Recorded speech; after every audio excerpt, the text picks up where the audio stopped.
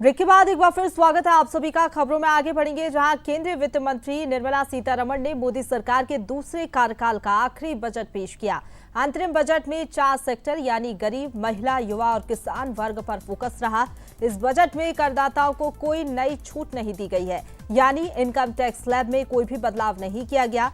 वित्त मंत्री ने कहा कि हम सबका साथ, सबका विश्वास और सबके प्रयास के मंत्र से आगे बढ़ रहे हैं। अटल जी ने कहा था कि जय जवान जय किसान, अब मोदी जी ने इसमें जय विज्ञान, जय अनुसंधान भी जोड़ दिया है। हमारा जीडीपी यानी गवर्नेंस, डेवलपमेंट और परफॉर्मेंस पर जोर रहेगा।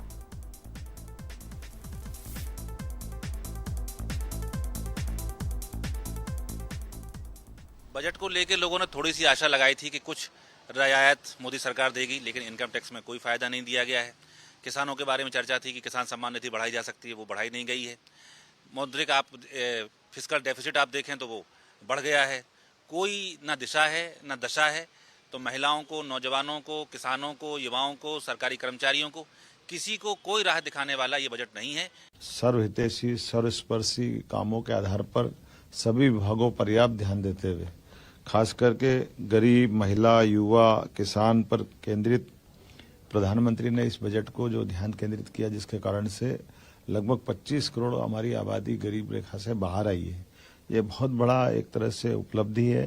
ये बजट देश के विकास का बजट है और जैसा प्रधानमंत्री जी ने कहा जब राम मंदिर के प्राण प्रतिष्ठा के दिन कि हमें 1000 साल के बाद के देश के बारे में भी सोचना है अभी से।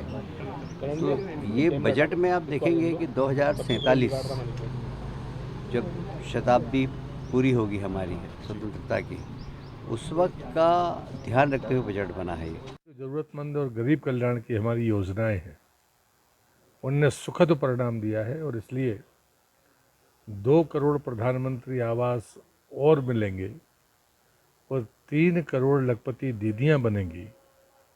ये घोषणा अभिनंदनीय है और एक भरोसे को दिखाती है। और केंद्रीय वित्त मंत्री निर्मला सीतारमण ने संसद में मोदी सरकार के दूसरे कार्यकाल का आखिरी अंतरिम बजट पेश किया। चुनावी साल के चलते इसमें बड़ी घोषणाओं से उन्होंने परहेज किया।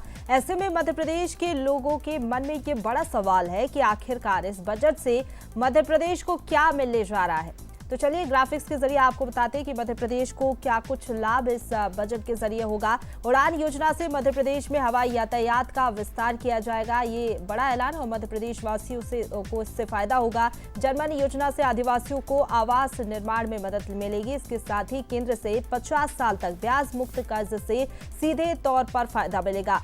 मध्य प्रदेश 56,000 करोड़ विकास कार्यों के लिए कर्ज ले सकेगा, ये भी फायदा रहेगा। वहीं पीएम आवास योजना के तहत 6 लाख घरों के लिए राशि मिलेगी।